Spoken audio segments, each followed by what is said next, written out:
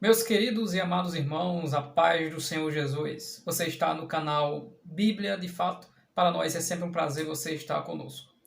Para nós compreendermos a questão trazida neste vídeo sobre ser ladrão a não dizimar, o que nós precisamos fazer é compreender o contexto do livro a que essa frase foi dita em Malaquias capítulo de número 3, descobrir a quem se aplicava isso e por que se utiliza esse tipo de referência a um ladrão, ao traidor, aquele que rouba.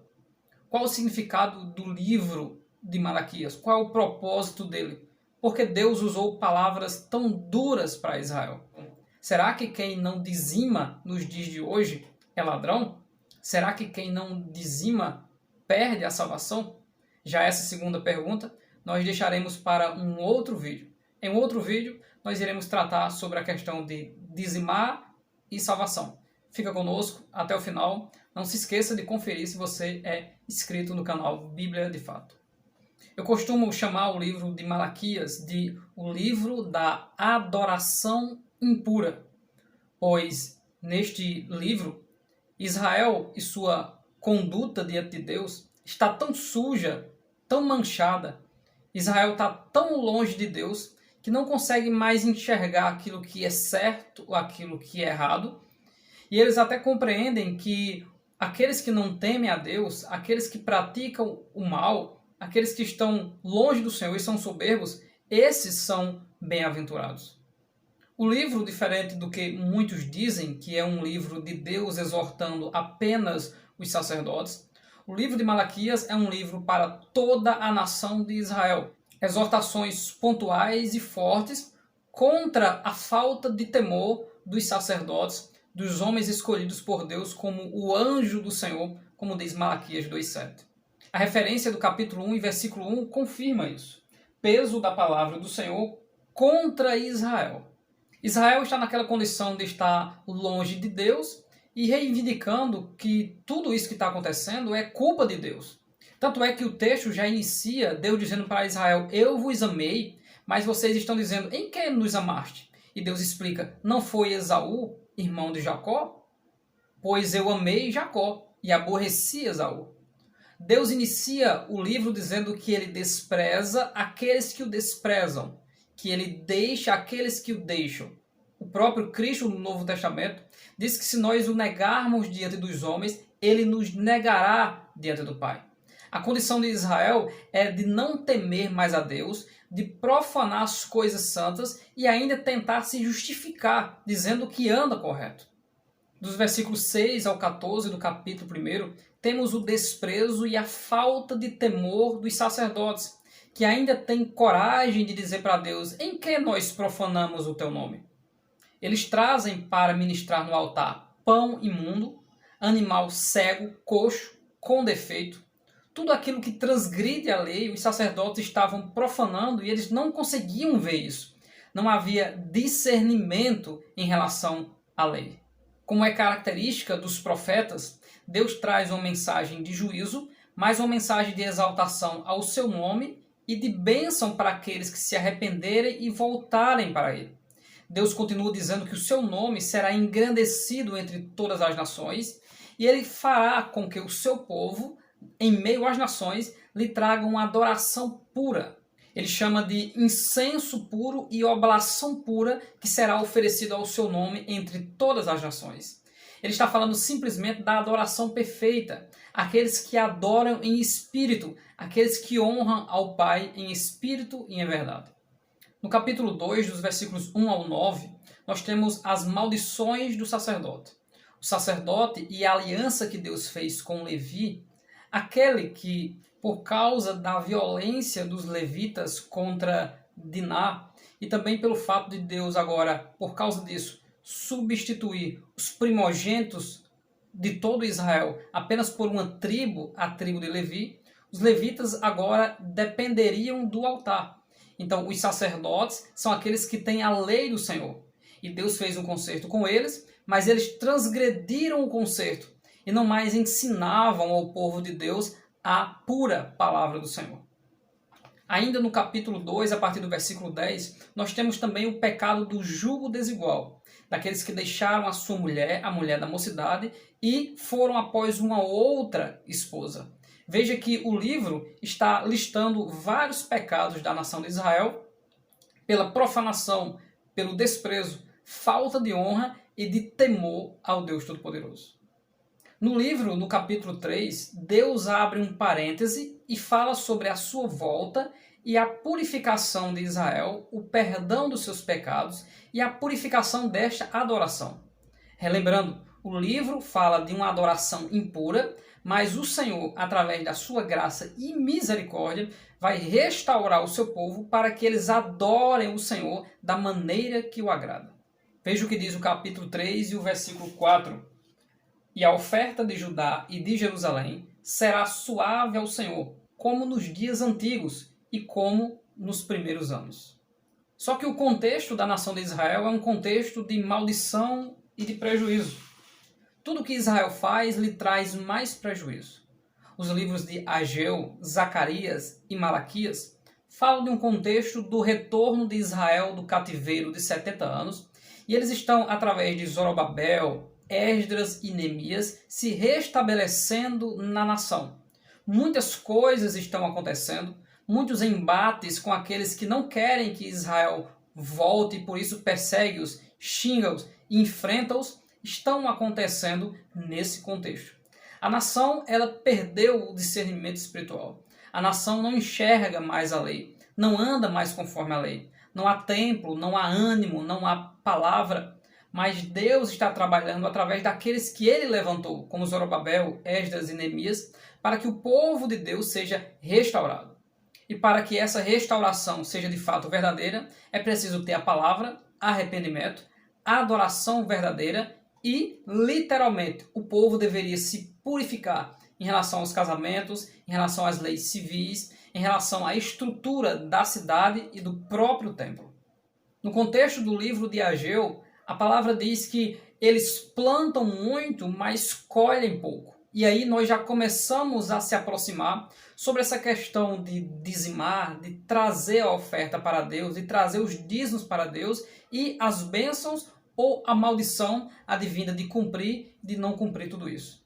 No contexto do livro de Ageu, diz que eles plantam muito e colhem pouco. E por quê? Porque eles voltaram do cativeiro e pensaram e sentiram que ainda não é tempo de construir a casa do Senhor, ou seja, o templo que foi derribado. Então eles estão praticamente dizendo, não vamos fazer a obra de Deus, vamos cuidar da nossa vida. E por causa disso, Deus não está dando a ele prosperidade na sua lavoura. Deus exorta Israel para que faça a obra de Deus, porque Deus é dono do ouro e da prata, ou seja, Deus vai lhes dar condição financeira para que eles construam ou reconstruam a casa de Deus novamente. E ele diz mais que a glória desta última casa será maior do que a da primeira, também fazendo referência no sentido espiritual para a adoração perfeita e para a igreja. Dentro do contexto deste livro, que corrobora com o contexto do livro de Malaquias, a nação de Israel decidiu fazer a casa do Senhor. E quando eles colocaram a primeira pedra, a pedra de fundação, ou a pedra de esquina, que seria a medida para a construção do templo, Deus usa mais uma vez o profeta Ageu, e agora para lhes dar uma palavra de consolo e de esperança. E diz, desde o dia em que vocês aplicaram isso em vosso coração para reconstruir a casa do Senhor, desde este dia eu vos abençoarei. E o sinônimo de bênção para a nação de Israel, nesse momento, é o quê? É que a sua lavoura venha produzir muito. E Israel venha ter a sua subsistência, aquilo que eles precisam para se alimentar. Tudo que se relaciona à obra de Deus, ao fruto da obra de Deus, significa a nossa ação diante do próximo. Primeiramente, o amor e a ajuda em todos os aspectos. Tanto é que a religião verdadeira é ajudar os necessitados. Ser santo, fugindo da corrupção do mundo, e ajudar os necessitados. Por isso que Jesus Cristo disse em Mateus 25:40, que se fizerdes a um destes pequeninos, a mim você faz. Ou seja, quando você ajuda alguém, dá um copo de água, visita aquele que está preso, ajuda aquele que está enfermo, ou seja, quando se estende a mão com generosidade, com bondade, com hospitalidade, com intercessão e com amor, nós estamos fazendo a obra de Deus e para Deus. Veja que Israel, no contexto de Malaquias, está transgredindo a aliança. Segundo Deuteronômio capítulo 28, onde estão as bênçãos e as maldições daqueles que obedecem e desobedecem à aliança. Tudo será maldito. Tudo aquilo que Israel possui, inclusive a sua lavoura, tudo aquilo que eles plantaram, serão malditos quando eles não obedecerem todas as leis da nação de Israel, desta aliança no contexto da lei que se aplica a uma nação, a nação de Israel. Se os levitas subsistem e têm a sua retribuição e a manutenção material de suas vidas pelos dízimos que toda a nação de Israel trazia para o templo, se todo o povo de Deus não pratica mais o ato de trazer a 10ª parte, então a obra de Deus está em prejuízo, semelhante ao contexto do próprio Ageu, em que eles não construíam. Agora aqui não é nem construir, é trazer os dízimos para que a casa do Senhor tenha a sua manutenção. Se fazer a obra de Deus significa fazer para o próprio Deus, se trazer os dízimos significa manter a casa do Senhor em bom funcionamento para que ele ouça as orações, receba a adoração no contexto do próprio livro de Reis e no contexto de 2 Crônicas capítulo 7, que é o mesmo contexto de Deus abrir as portas do céu, ou seja, provai, ou seja, quando trazer, quando decidir obedecer, por Deus à prova, significa perceber o quanto Deus é fiel quando somos fiéis à sua aliança. Estamos falando no contexto de Israel. Se Israel é fiel à lei, Deus abençoaria e Israel seria por cabeça e não por cauda. E tudo de Israel seria abençoado. Os animais seriam abençoados, a lavoura seria abençoada, toda a família seria abençoada. Israel na guerra teria vitória, porque decidiu obedecer. Por isso que Deus diz, provai ele, se ele não abrir as janelas do céu. Que contexto é esse de abrir as janelas do céu? É o mesmo de 2 Crônicas 7,14. Porque no versículo 13, Deus diz, e quando eu enviar os meus 4 maus juízos? Por que os 4 maus juízos? Quando Israel não obedece ao Senhor. Mas ele diz, se o meu povo que se chama pelo meu nome, ou seja, quando Deus castiga, se houver arrependimento, Deus tira aquele juízo no momento certo e derrama as bênçãos daqueles que decidiram obedecer a Deus.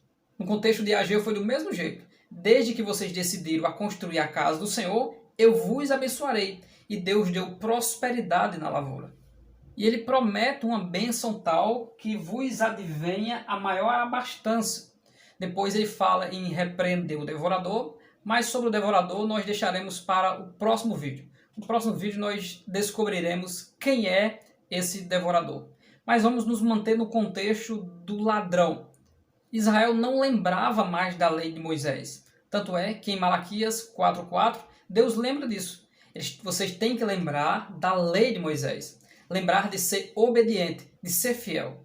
A nação não estava sendo fiel a Deus. E logo, de forma automática, as bênçãos de Deuteronômio capítulo 28 viria sobre esta nação, pois eles estão debaixo de uma aliança. Quando somos fiéis à aliança, temos as bênçãos contidas nessa aliança. Quando somos infiéis a esta aliança, temos também os prejuízos, os castigos e os juízos que foram já colocados e escritos dentro desse contexto dessa aliança. Israel está roubando a honra de Deus. Israel está roubando a adoração a Deus, o temor a Deus. Israel está profanando as coisas santas e sagradas. E está agora chamando o mal de bom e o bom de mal. Os valores estão invertidos. E agora eles roubam não só o mantimento dos levitas, pois roubar aquilo que é dos levitas é roubar a obra de Deus e, consequentemente, a Deus. Não estamos tirando dinheiro de Deus, mas estamos roubando, no contexto aqui da nação de Israel, estão roubando aquilo que é manutenção para que a obra de Deus continue a funcionar. Então significa que na nova aliança, quando nós não somos dizimistas, nós somos ladrões? De maneira e em hipótese alguma. Pois nós estamos falando aqui, nesta palavra, dada para a nação de Israel, em um contexto da dispensação da lei. Dispensação essa que nós não estamos, e significa que as maldições da lei não vêm sobre nós, porque o cumprimento da lei é Cristo. Então nós olhamos para Cristo, que é o autor e consumador da nossa fé, aquele que nos justifica e traz paz diante de Deus e paz no nosso coração. Somos justificados pela obra meritória de Cristo. E a salvação não vem de nós, nem dos nossos esforços.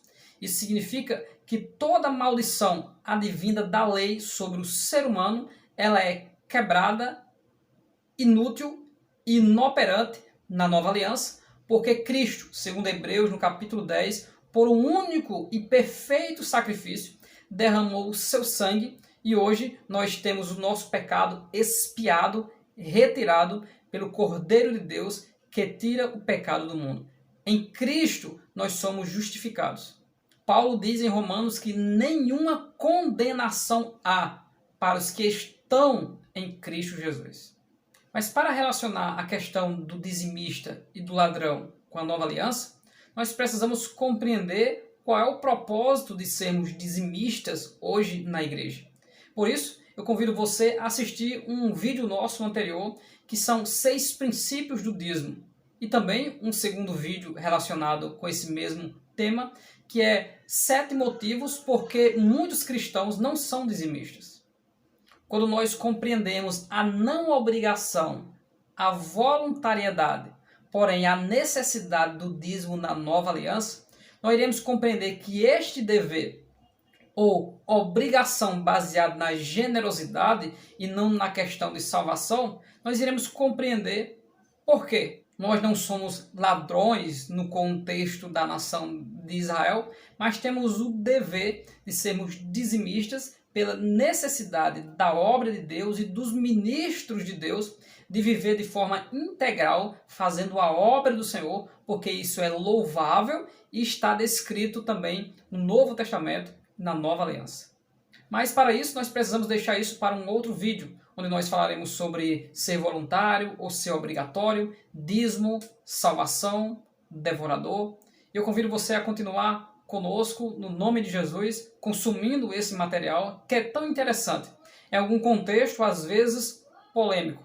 E os motivos de ser polêmico é nosso, a falha nossa. Porém, a Bíblia Sagrada, ela esclarece muita coisa. E quando somos honestos ao texto sagrado, é possível compreender qual é a vontade de Deus. Deus abençoe grandemente a sua vida. Não se esqueça de deixar o seu comentário sobre dízimo. O que você achou sobre a interpretação de ser ou não ser ladrão do dízimo? É possível e é necessário sermos dizimistas na nova aliança e na igreja? Deixe o seu comentário aqui, confira se você é inscrito no canal Bíblia de Fato. Não esqueça aquele like, porque ele também é importante para o vídeo e para o canal. Deus abençoe a sua vida em nome de Jesus.